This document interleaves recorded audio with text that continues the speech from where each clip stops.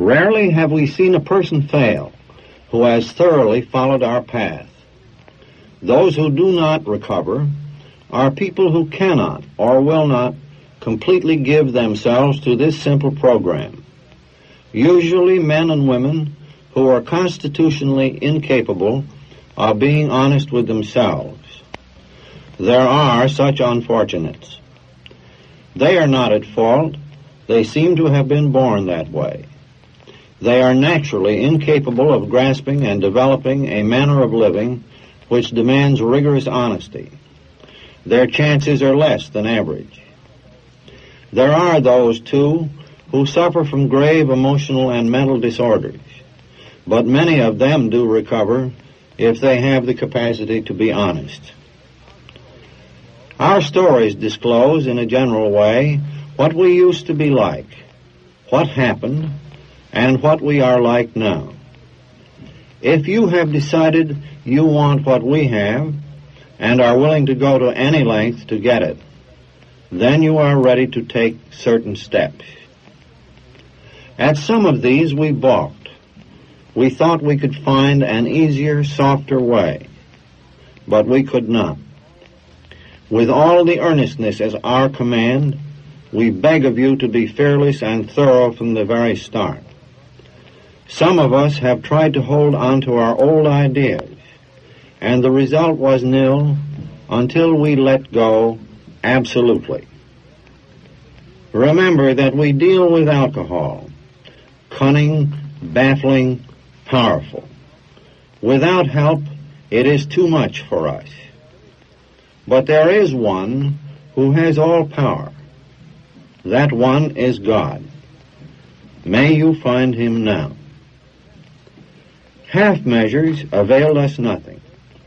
We stood at the turning point. We asked his protection and care with complete abandon.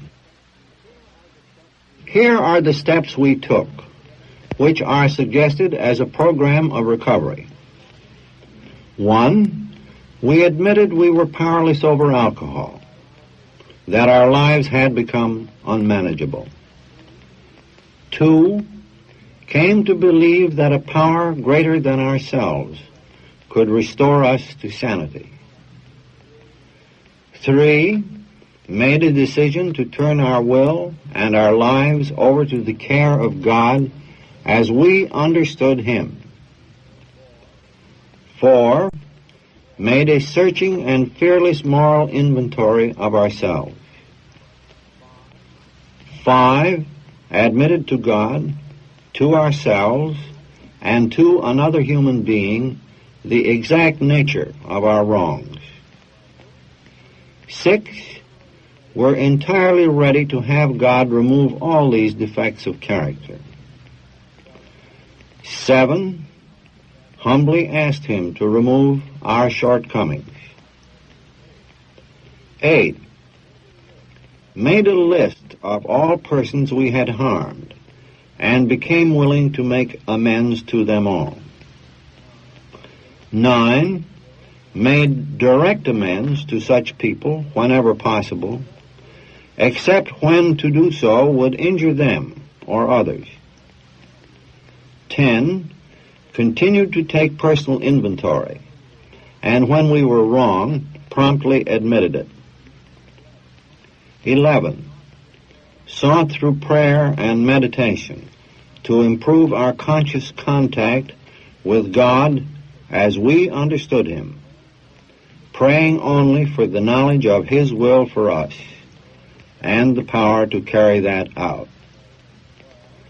12, having had a spiritual awakening as the result of these steps, we tried to carry this message to alcoholics and to practice these principles in all our affairs.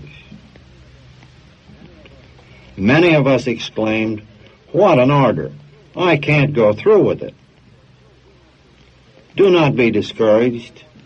No one among us has been able to maintain anything like perfect adherence to these principles. We are not saints. The point is that we are willing to grow along spiritual lines. The principles we have set down are guides to progress. We claim spiritual progress rather than spiritual perfection.